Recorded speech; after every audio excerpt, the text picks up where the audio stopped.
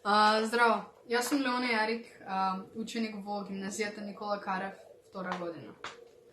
Тука сум за да ви кажам како си го поминувам своето време во карантин. And so, here we go.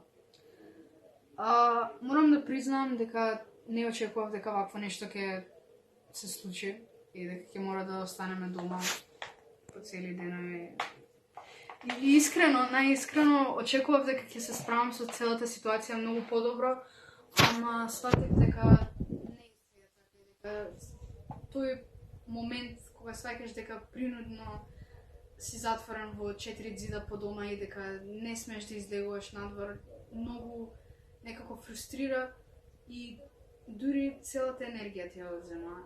Едноставно мислев дека да, не е никаков одмор, не е некое слободно време, ама сепак е малку време кое можам да го искористам корисно и продуктивно, но после четврти ден веќе апсолутно не чувствав никаква енергија за да... Зошто ти го кажам?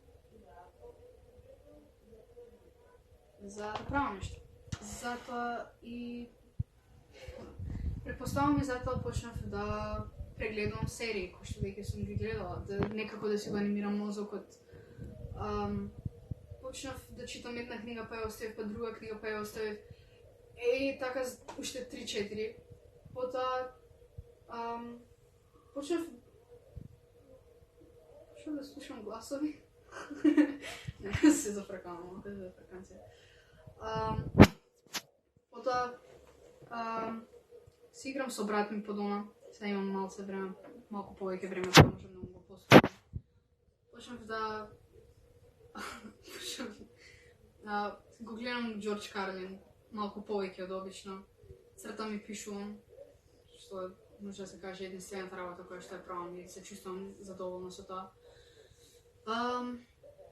Се слушам со пријателите од тука, нели, од училиште, во училиште, со пријатели кои што ги запознав во странство, со моите роднини. Цело време некако разменувам искуства за карантинов. При тоа почнавме да држиме неколку онлайн часови и дебати од МОВ, кои што се онлайн и се доста интересни, но многу е зезнат моментот кој ќе се закочи целата програма и чекаш на минута-две да се поврати, потоа сакаш дека уствари само кај тебе се закочи интернетот и си терчала дебатата и умре да се снајдеш тоа. И генерално, така јас го поминувам моето време, луѓе.